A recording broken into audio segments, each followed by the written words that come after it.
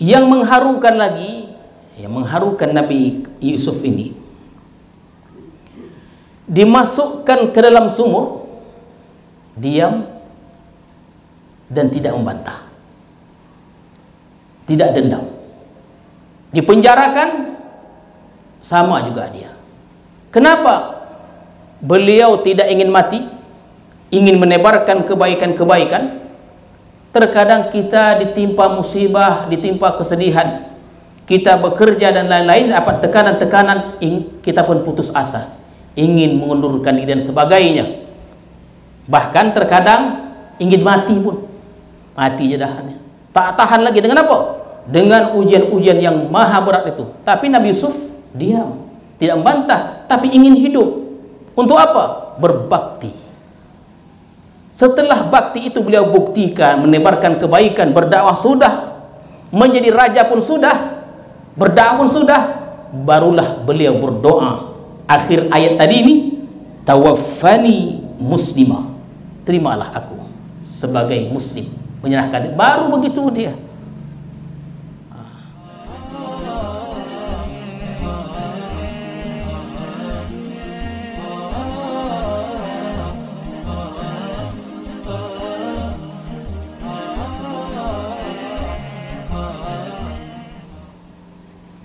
Bismillahirrahmanirrahim. Assalamualaikum warahmatullahi wabarakatuh. Alhamdulillahi rabbil alamin, wassalatu wassalamu ala asyrafil anbiya'i wal mursalin wa ala alihi wa sahbihi ajma'in, amma ba'du. Tuan-tuan para khalifah, para salikin, hadirin dan hadirat sekalian,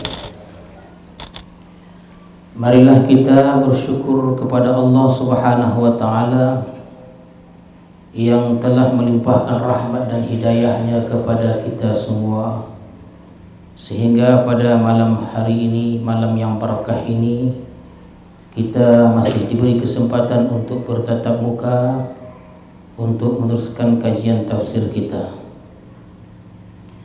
Salawat dan salam kita ucapkan dan kita sampaikan kepada Rasulullah sallallahu alaihi wasallam beserta keluarga, para sahabat dan para pengikut-pengikut beliau.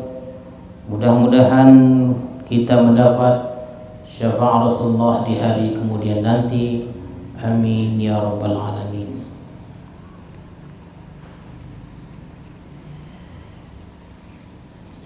Bismillahirrahmanirrahim.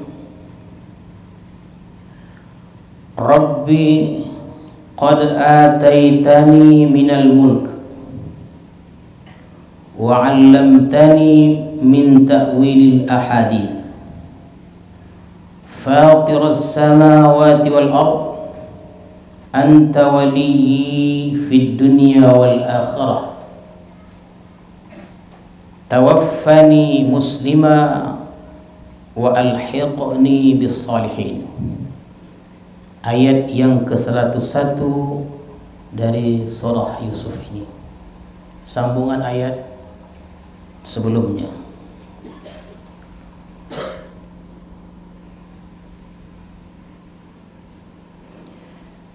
Hadirin dan hadirat sekalian, setelah Nabi Yusuf alaihissalam berjumpa dengan seluruh keluarganya, artinya Nabi Yakub datang dari Kanaan menuju negeri Mesir. Dalam riwayat itu disebutkan berjumlah 63 orang. Dan inilah cikal bakal Bani Israel, sehingga kelak pada 400 tahun kemudian yang 63 orang itu, kata sebagai riwayat, ada yang mengatakan 86, maka 63 itu 400 kemudian 400 tahun kemudian berjumlah lebih 600.000 orang. Maka berjumpalah Nabi Yusuf dan keluarga besarnya dari Kanaan, Palestina. Dan itu sudah kita sampaikan, sudah kita kisahkan. Dan mulai saat itu tinggallah Nabi Yakub dan keluarga besarnya di negeri Mesir itu. Dan tidak berapa lama kemudian Raja Mesir menganugerahkan, memberikan tanah kepada Yakub dan keluarganya di negeri Mesir itu sebagai penghormatannya kepada wazir besarnya. Dialah Nabi Yusuf. Nabi Yusuf ini wazir besarnya, bendahara negeri Mesir. Walaupun orang kedua di negeri Mesir, raja ikut titah Nabi Yusuf.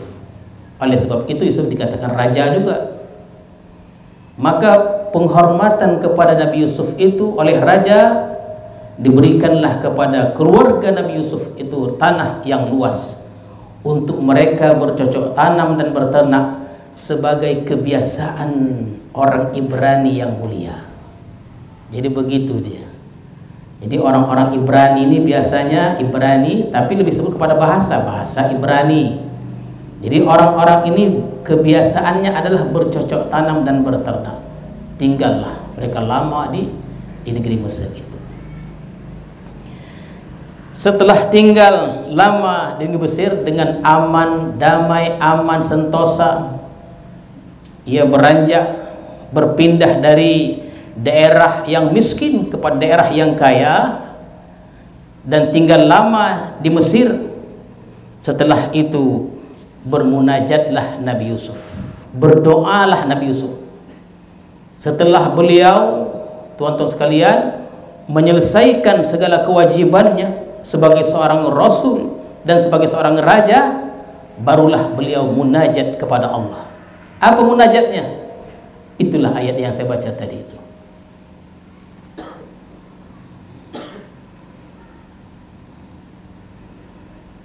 Begitu rupanya. Setelah selesai semuanya, sudah aman semuanya, dan sekalian beliau pun berdoa. Doanya begini nih. Rabbi, wahai Tuhanku, qad ataitani minal mulk, sesungguhnya engkau telah menganugerahkan kepadaku kerajaan. Begitu bunyinya. Wa 'allamtani, dan engkau ajarkan kepadaku min ta'wilil ahadits, dari takwil kejadian-kejadian. Sudahlah tampan, baik orangnya, diberi kerajaan, pandai pula mentakwil lagi. Itulah anugerah yang besar itu. Tidak sembarangan diberikan kepada orang, diberikan kepada Nabi Yusuf. Ganteng lah bahasa kita tuh, tampan, raja, pandai mentakwil lagi, baik lagi orangnya, tidak sombong. Min ta'wil ahadits, dari takwil kejadian-kejadian. Fatiras samawati wal ard, wahai yang menjadikan langit dan bumi. Anta waliyyi, panjang dia, engkaulah pelindungku, fid dunya wal akhirah, di dunia dan di akhirat. Tawaffani muslima,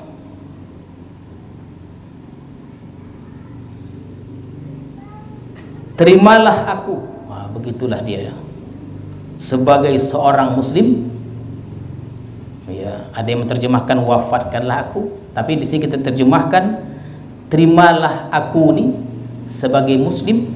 Muslim itu artinya berserah diri. Ya.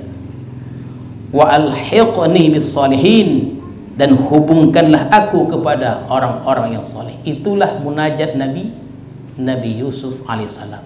Setelah keadaan aman, damai, sentosa, beliau pun berdoa. Lebih kurang 15 tahun lamanya beliau bekerja siang dan malam, dan beliau sudah membuktikan selama 15 tahun itu berjaya.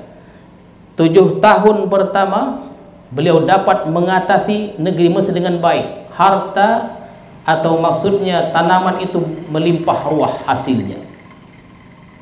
Kemudian hasil itu yang kemudian pada tahun berikutnya, 7 tahun berikutnya, ketika terjadi kemarau panjang itu, yang mana negeri-negeri lain kelaparan dan bahaya kelaparan terjadi di mana-mana, tapi Mesir aman saja.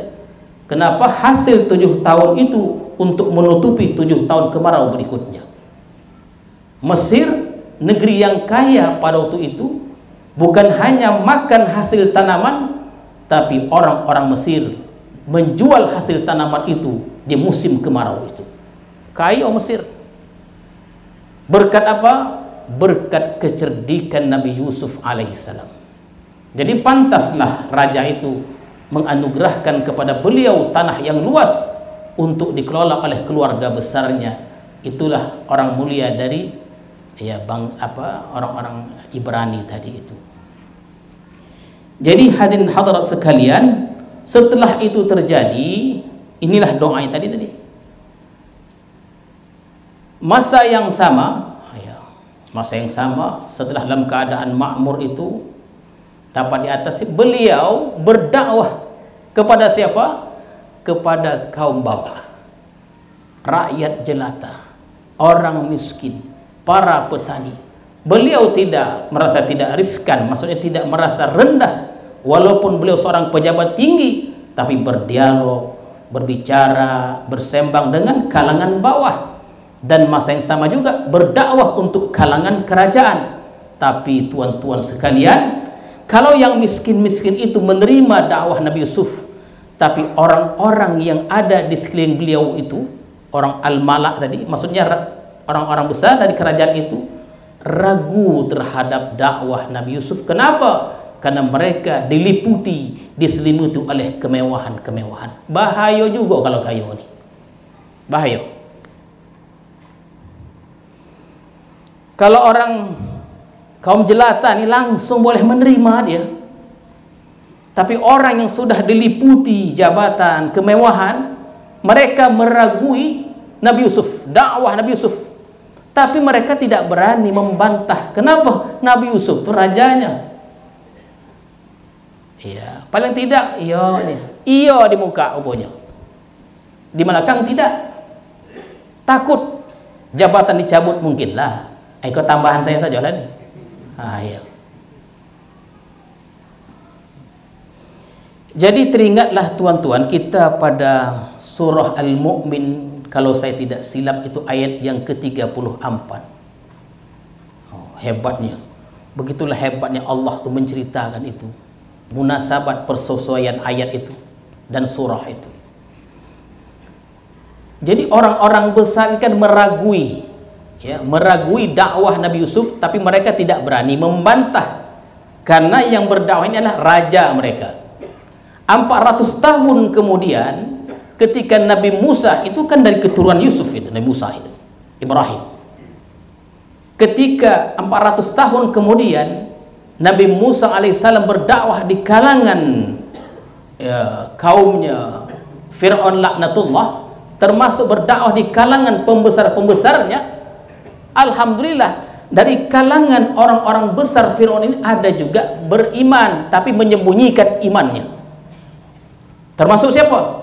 Masyitah, yang pada akhirnya ketahuan dan akhirnya dihukum. Mereka beriman tapi tidak berani juga. Kenapa? Rajanya waktu itu adalah Fir'aun, kejam, bahaya. Maka sesama mereka itu kan berbincang dekat hubungan itu. Janganlah kalian, tuan-tuan sekalian, yang beriman diam-diam ini berkata kepada orang-orang dekat yang belum beriman, berimanlah, jangan kalian ragu seperti keraguan kepada Nabi Yusuf. Begitu dia. Mereka tak beriman, ragu. Rupanya 400 tahun sebelum Musa datang itu, ragu juga orang-orang besar menyatakan iman, tapi tak berani membantah karena raja itu adalah Yusuf, itu raja mereka. Dan kejadian yang sama terjadi pada zaman Nabi Musa. Ada yang beriman menyembunyikan imannya, takut akan dibunuh oleh Fir'aun, tetapi karena sudah dekat hubungan, berani bercakap sama sesama sendirinya, berimanlah kalian sama Musa itu. Janganlah ada keraguan lagi seperti keraguan kepada Nabi Yusuf dulu. Artinya cerita itu menyambung dari mulut ke mulut.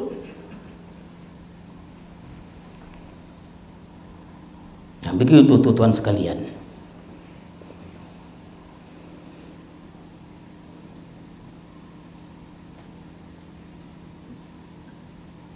Yang mengharukan lagi, yang mengharukan Nabi Yusuf ini,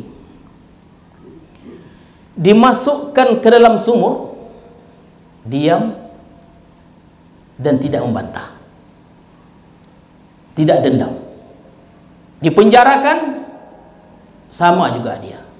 Kenapa? Beliau tidak ingin mati, ingin menebarkan kebaikan-kebaikan.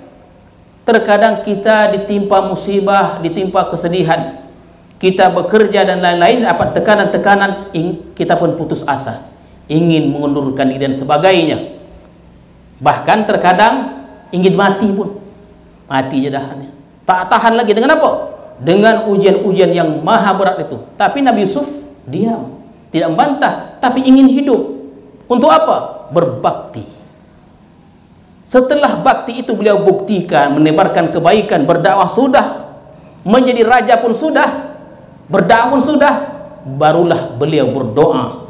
Akhir ayat tadi ini, tawaffani muslimah, terimalah aku sebagai muslim, menyerahkan. Baru begitu dia,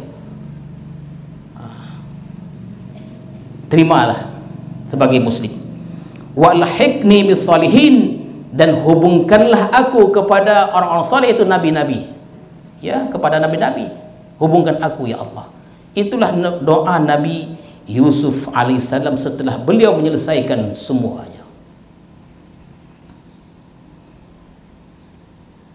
Habis cerita Yusuf. Tahap 12 pertemuan saya rasa ada. Ya. Tidak litak, tidak. Ya, habis karena cerita sudah habis. Maka kata Allah, dzalika min amba'il ghaib, itulah dari berita-berita ghaib. Adakan tak ghaib, berita ni udah ribuan tahun. Kita ke Rasulullah dalam 1430 tahun yang lalu. Dari kita ke Musa itu lebih kurang 3000 tahun lebih. Apalagi zaman kita ke zaman Nabi Yusuf alaihissalam. Maka pantaslah Allah berfirman, dzalika min amba'il ghaib, itulah berita kisah gaib. Tak akan ada mampu manusia menulis sejarah itu melainkan Allah subhanahu wa ta'ala. Oleh karena itu, selama 12 pertemuan itu, cerita yang saya ceritakan itu adalah cerita dari Allah. Tambah-tambah sikit adalah ya, ada. Dan tambahan itu riwayatnya kuat juga, bukan sembarangan, kuat juga, bukan asal tambah saja. Itu Allah yang menceritakan, maka Allah katakan, dzalika min amba'il ghaib nuhihi ilaik, kami wahyukan kepadamu. Tak sembarangan, ini bukan sejarah tulis oleh manusia. Kalau sejarah tulis manusia, namanya manusia, tempat salah, tempat khilaf, tak sempurna tulisan itu. Nuhihi ilaik, kami wahyukan kepadamu wahai Muhammad. Jadi hadirin hadirat sekalian, ketika Nabi Muhammad sallallahu alaihi wasallam, dalam riwayat dikatakan surah Yusuf ini diturunkan di Makkah. Oleh sebab itu as-surah al-Makkiyah. Ketika didengar oleh orang Yahudi yang mereka tahu cerita itu dari mulut ke mulut, cerita itu memang ada di perjanjian lama, Taurat. Tapi karena berpindah dari satu tangan ke tangan lain, terjadilah perubahan-perubahan, al-inhiraf namanya. Perubahan-perubahan menurut selera. Dulu Taurat itu pernah ditulis ulang oleh Uzair, hilang juga. Ditulis lagi, terjadi perubahan. Apatah lagi Injil, banyak kali perubahan-perubahannya. Ketika Rasulullah membaca surah Yusuf ini, tercengang orang Yahudi tadi. Yang tercengang itu bukan orang Yahudi biasa, orang Yahudi pandai-pandai. Dari mana kau tahu ini? Tentulah dari Allah subhanahu wa ta'ala. Riwayat itu mengatakan bersyahadat di hadapan Rasulullah. Ceritanya memang begitu. Dan mereka yakin selain orang Yahudi takkan tahu cerita ini. Seakan-akan orang Yahudi itu berkata, aku tahu dari ayahku, ayahku tahu dari ayahnya, sampailah 400 tahun yang lalu atau lebih turun-temurun berita itu. Macam kita bersilam pula. Ada buku yang sahih betul tentang macam mana masuknya Syekh Abdul Barakat ini ke Islam ni. Ya. Adakah penulis yang hidup di zaman itu? Nampaknya tak ada. Mendengar kabar-kabar saja. Oh, dari mana tuan dapat nih? Ini kabar. Kabar dari mana? Si anu si anu. Kesahihan belum tentu lagi. Itu dia.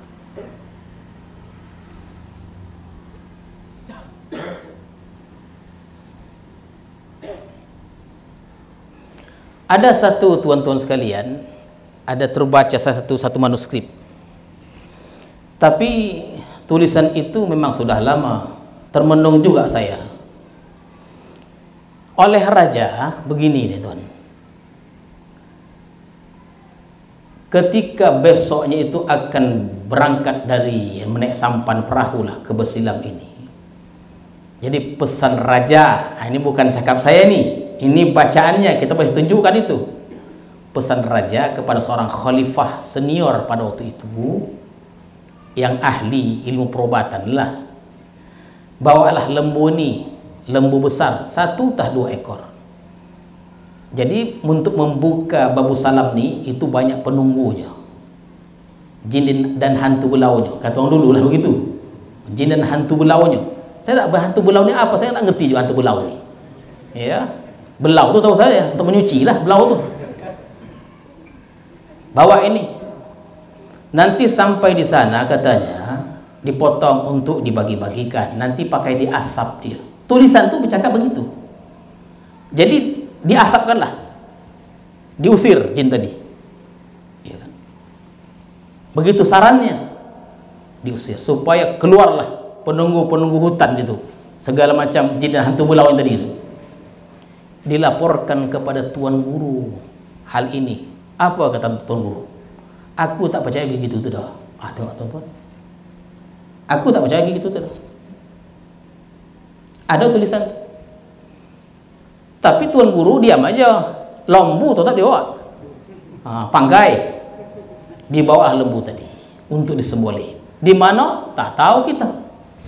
Dan tak ada yang mampu menceritakan itu. Karena saksi sejarah, pelaku sejarah sudah tak ada semuanya. Mengamuk lembu tadi. Mengamuk lembu tadi. Katanya 1 hari tah 2 hari baru dapat lembu tu. Tuan guru senyum aja, dibiarkannya. Tengok tu. Aku tak percaya gitu-gitu tu dah. Jadi kalau begitu, kepercayaan itu munculnya bila? Allahu a'lam. Kan?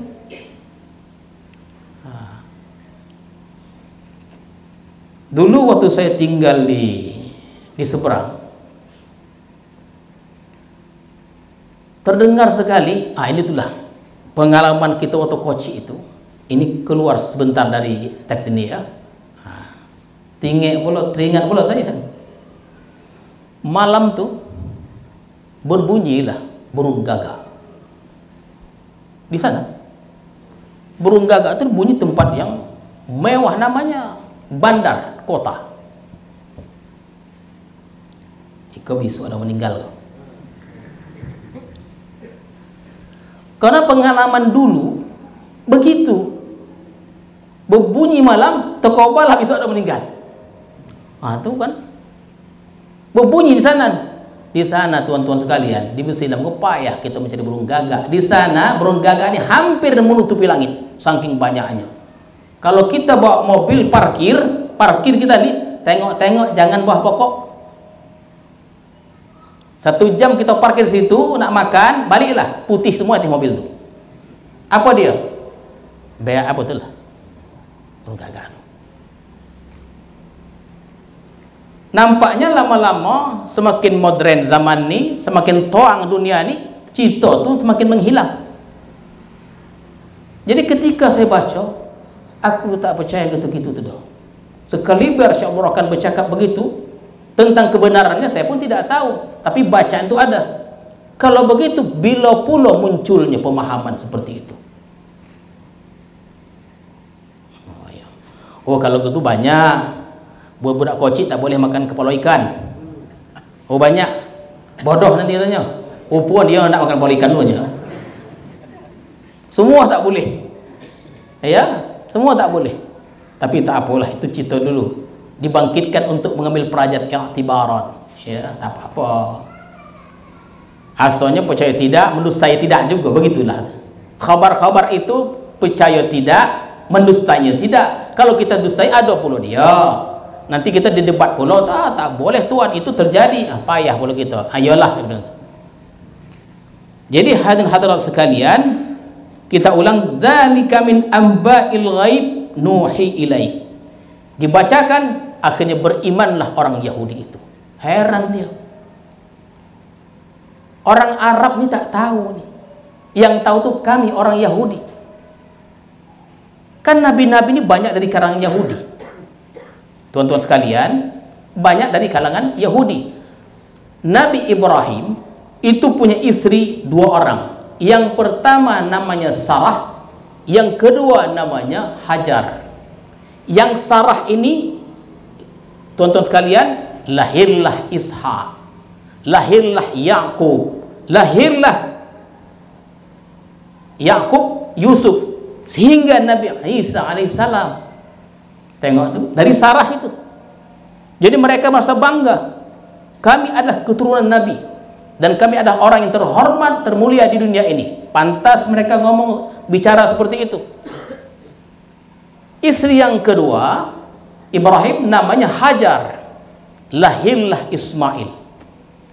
Ribuan tahun kemudian lahirlah penghulu segala nabi dari Ismail itu, namanya Nabi Muhammad sallallahu alaihi wasallam. Jadi ketika mereka di Madinah, mereka itu sangat tahu akan lahir penutup nabi. Dari mana? Berita dari mulut ke mulut, dan berita kitab mereka tahu.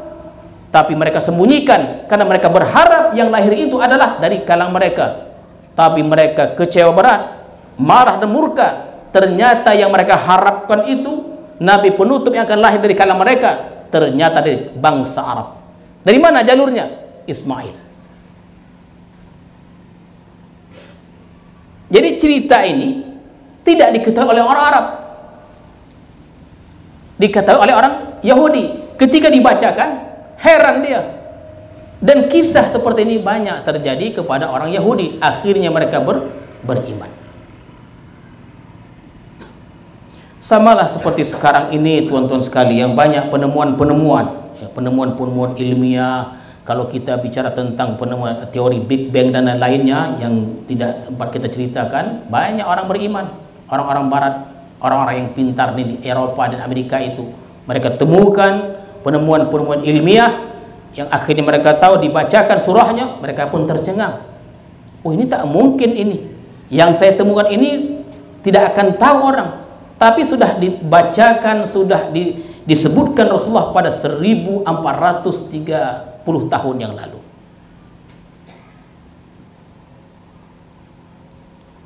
Itulah dari berita-berita gaib yang kami wahyukan kepadamu. Wa ma kunta ladaihim, dan tidaklah engkau berada pada mereka itu, iz ajma'u amrahum, ketika mereka bersatu padu dalam urusan mereka, wahum yamkurun, ketika mereka buat tipu daya. Jadi hadirin hadirat sekalian, maksud ayat ini, ketika saudara-saudara Yusuf memasukkan dia ke dalam sumur sampai Yusuf itu menjadi raja, engkau wahai Muhammad tidak ada di situ. Tak ada. Engkau baru ada sekarang ini, begitulah. Tapi engkau tahu secara detail, secara terperinci tentang kisah Nabi Yusuf itu. Kenapa? Karena kuwahyukan kepadamu.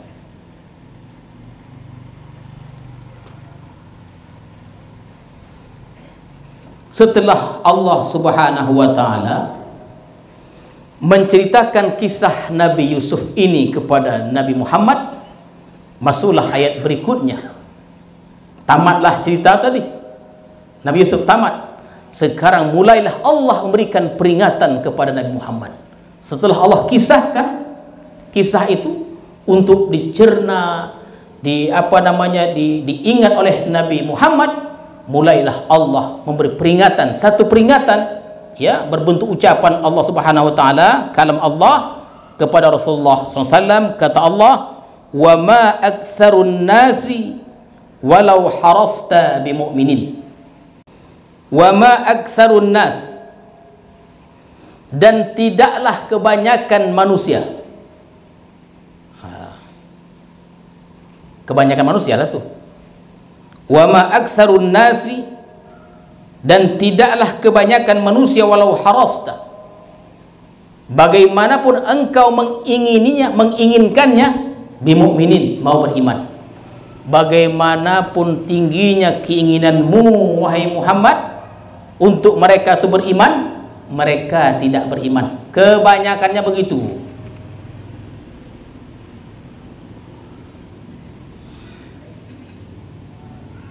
Jadi diberi Allah, setelah diceritakan, disampaikan Allah seperti ini. Jadi dakwah ini, hadirin hadirat sekalian, dia kata Allah Subhanahu wa taala dalam surah Yasin itu, wa ma alaina al-bala ilal mubin. Artinya kewajiban kami ini hanya balau, menyampaikan. Kewajiban para rasul itu adalah menyampaikan. Wilayah itu menyampaikan saja. Beriman atau tidak beriman itu bukan wewenang rasul, bukan wewenang pendakwah, tidak. Rasul dan para pendakwah, ulama yang menjadi pewaris Nabi itu, tugas mereka itu adalah berdakwah. Beriman tidak berimannya itu Allah. Hebat pun metode dakwah kita, kalau Allah belum berikan hidayah, tidak juga beriman. Begitu hebatnya Abu Lahab, paman Rasulullah, tidak juga beriman. Orang yang tidak ada apa-apanya beriman pula pada Rasulullah. Jadi iman tidak berimannya adalah karena Allah. Apa kata Allah dalam surah Baqarah itu, a'anzartahum am lam tunzir la yu'minun. Jadi tuan-tuan sekalian, dakwah itu begitulah dia. Artinya kita tidak boleh berputus asa. Menebarkan kebaikan ini, menyebarkan dakwah ini bukan kepada orang non muslim saja, tidak. Dakwah ini kepada sesama Islam juga.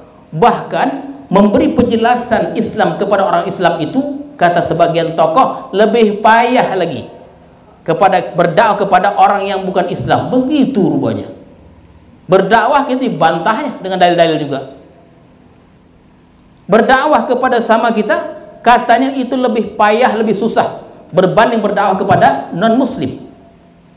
Oleh karena itu, kalau kita berdakwah, tuan-tuan, menebarkan kebaikan ya kepada masyarakat, kepada jiran, tetangga, keluarga, belum ada hasilnya, jangan kecewa dan tidak boleh berputus asa. Karena orang yang berputus asa itu tidak disukai oleh Allah Subhanahu wa taala. Terus saja. Kalau dengan lisan tak bisa, contoh teladan saja. Contoh saja. Walaupun hasilnya itu setelah mati kita. Mati kita baru diikut orang. Ulama itu 50 tahun kita berdakwah tak ada hasilnya. Setelah mati teringat orang, dia pun bertobat. Hasilnya itu waktu kita sudah meninggal. Jadi dakwah ini bukan kita seperti menggoreng tempe, balik itu kuning dia udah dimakan, tidak begitu. Dia proses. Rasulullah berdakwah 23 tahun. Yang lebih hebatnya lagi Nabi Nuh alaihissalam. Umurnya saja 950 tahun. Tengok tuan-tuan. Jadi berdakwah itu ratusan tahun lamanya berdakwah. Berapa orang beriman? Kata sebagai riwayat, yang masuk kapal itu 80 orang saja katanya, lebih kurang gitu. Ratusan tahun itu. Itulah menurunkan generasi manusia sampai ke hari ini. Jadi itulah sebahagian maksud dari firman Allah, dan tidaklah kebanyakan manusia itu walau bagaimanapun engkau menginginkannya mau beriman. Jadi janganlah kita berdakwah terus beriman, tidak begitu dia. Dia proses. Namanya manusia ada yang beriman, ada yang tidak. Yang tidak beriman, mereka akan buat kekacauan, akan buat hilah atau makar-makar, bahkan untuk sekali membunuh kita. Dakwah namanya. Kata Allah, wa ma tas'aluhum alaihi min ajr. Ini ada dalam surah Yasin. Disebutkan Allah juga dalam surah Yusuf ini. Wa ma tas'aluhum alaihi min ajr. Dan engkau, kata Allah kepada Rasulullah ini, engkau tidaklah meminta upah. Oh, ini yang payah ini. Rasulullah ini, tuan-tuan sekalian, berdakwah beliau ini siang malam. Beliau ini tidak ada harta. Allah takdirkan beliau pada umur 25 tahun di Pinang oleh seorang bangsawan, orang kaya, sepertiganya kalau tak silap saya, kekayaan Mekah itu ada di tangannya, Khadijah. Itu namanya Allah. Maka kawinlah Rasulullah itu dengan Khadijah, orang yang sangat kaya raya. Khadijah itulah yang membantu beliau, istrinya. Rasulullah tidak ada apa-apa. Dan dalam ayat disebutkan wa ma tas'aluhum alaihi min ajr. Tahan Rasulullah dalam berdakwah siang dan malam, dicaci, ya mau dibunuh dan lain-lainnya, beliau tidak pernah meminta upah itu. Lalu macam mana berdakwah? Tentu ada mal, tentu ada materi. Harta Khadijah. Harta Khadijah. Maka hadirin sekalian, sehingga wafatnya Siti Khadijah dalam tahun Amul Huzni, ya tahun kesedihan itu, wafat Khadijah. Sebelum kewafatannya, Khadijah pernah berkata begini, ini istri ini yang menghabiskan semua hartanya untuk dakwah suaminya, seorang nabi. Kata beliau begini, ya Rasulullah, ridailah aku, mudah-mudahan aku berbakti padamu. Kata Rasulullah, bukan lagi berbakti, sepanjang hayatmu menjadi istriku, engkau sangat berbakti kepadamu. Pernah satu kali, tuan-tuan sekalian, saking kayanya Khadijah, pernah satu hari Rasulullah pulang ke rumahnya, dilihatnya Siti Khadijah sedang menyusui Fatimah. Mau bangun dia, dilarang Rasulullah tetap. Itu tuan-tuan sekalian, Siti Fatimah itu pernah menyusui, itu bukan susu yang keluar, tapi darah yang keluar. Saking miskinnya, dari kaya jadi miskinnya. Diambil Rasulullah Fatimah, diletakkan Rasulullah kepalanya di atas pangkuan Khadijah. Kemudian ketika Rasulullah sedang berbaring, capek, tentu berdakwah namanya. Kalau berdakwah seperti kita nih, ialah tinggal naik tangga 2 tingkat saja. Berdakwah begitulah dia sekarang nih. Rasulullah ini keluar, yang dihadapinya belum tentu orang mau menerimanya, dilempar, dicaci, dan itu hal biasa. Meneteslah air mata Khadijah kena ke muka Rasulullah. Apa kata Rasulullah? Adakah engkau sudi bersuamikan aku? Tidak rupanya. Kesian dia dengan suami dia. Kesian. Bahkan Khadijah berkata sebelum kewafatannya itu, ya Rasulullah, kalau nanti aku wafat dan engkau masih meneruskan dakwahmu, tidak ada harta lagi, dan engkau menyeberangi sungai atau laut, galilah kuburku, ambillah tulang berulangku untuk menjadi jembatan. Sampai ke tahap itu.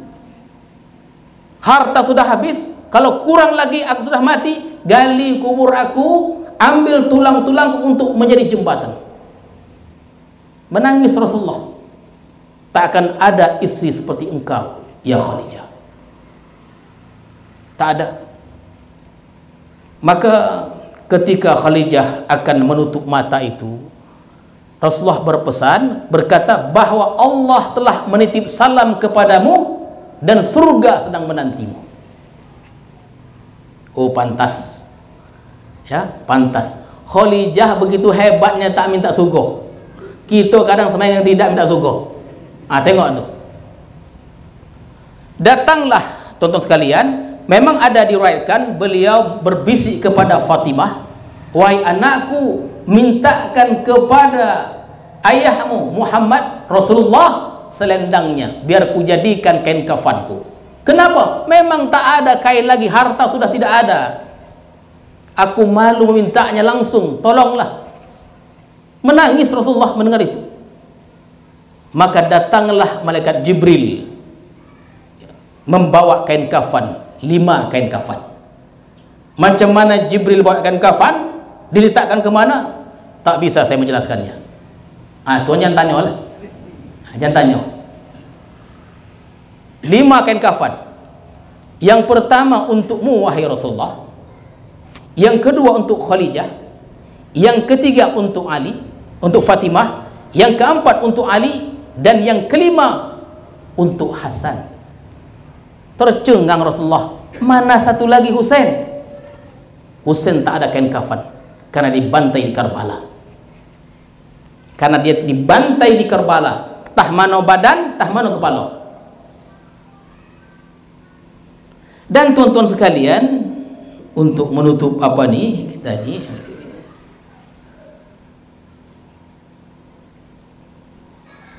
ini kita keluar juga dari apa nih sebagai tambahan saja, karena cerita Yusuf dah habis sudah. Nabi punya 2 cucu yang disayanginya. Tadi kita sebut Hasan dan tadi kita sebut Husain. Pernah satu kali Husain ini tuan-tuan sekalian protes kepada emaknya Fatimah, "Wahai ibuku," ya, dia mengadu pada emak dia, "Kenapa kakek Rasulullah kalau Hasan datang yang diciumnya bibirnya, tapi aku diciumnya leher aku, leher, kibi." Ya, bahasa Islam itu kibi. Kibi itu tak adil. Saya pun tak tahu bahasa mana tu. Tentang kibi. Kibi. Kenapa dia bibir, aku leher? Tuan-tuan, rupanya Rasulullah, namanya Rasulullah, dikabarkan Allah, dicium Rasulullah bibir Hasan, karena kemudian kelaknya Hasan tu mati karena diracun, diminumnya. Siapa yang meracuninya? Dalam sejarah itu, saya hanya cakap sejarah, bukan mandai-mandai, bininya. Ada unsur-unsur politik. Sedangkan Husain dicium lehernya karena dia akan disembelih mati. Betul? Dipancung tahmano kepala, tahmano badan. Di mana kejadiannya? Di Karbala. Dan orang-orang yang berbuat jahat kepada Husain ini sepanjang hayatnya sebelum mati gila semuanya. Begitu dia. Zuriat, ya, zuriat Rasulullah. Oleh karena itu, sebagai penutup, jangan kita main-main dengan zuriat Rasulullah sallallahu alaihi wasallam. Kita hormati mereka itu karena mereka dari keturunan yang mulia Rasulullah sallallahu alaihi wasallam. Ini saja dapat saya sampaikan. Insyaallah pada minggu hadapan kita teruskan kepada surah Ar-Ra'd. A'udzu billahi minasyaitonir rajim. Bismillahirrahmanirrahim. Allahumma zidna ilma warzuqna fahma walhiqna bis salihin. Allahumma ij'al jam'ana hadza jam'an marhuma wa tafarruqana ba'da tafarruqan ma'suma. Wa sallallahu ala sayyidina Muhammadin wa ala alihi wa sahbihi ajma'in. Walhamdulillahi rabbil alamin. Assalamualaikum warahmatullahi wabarakatuh.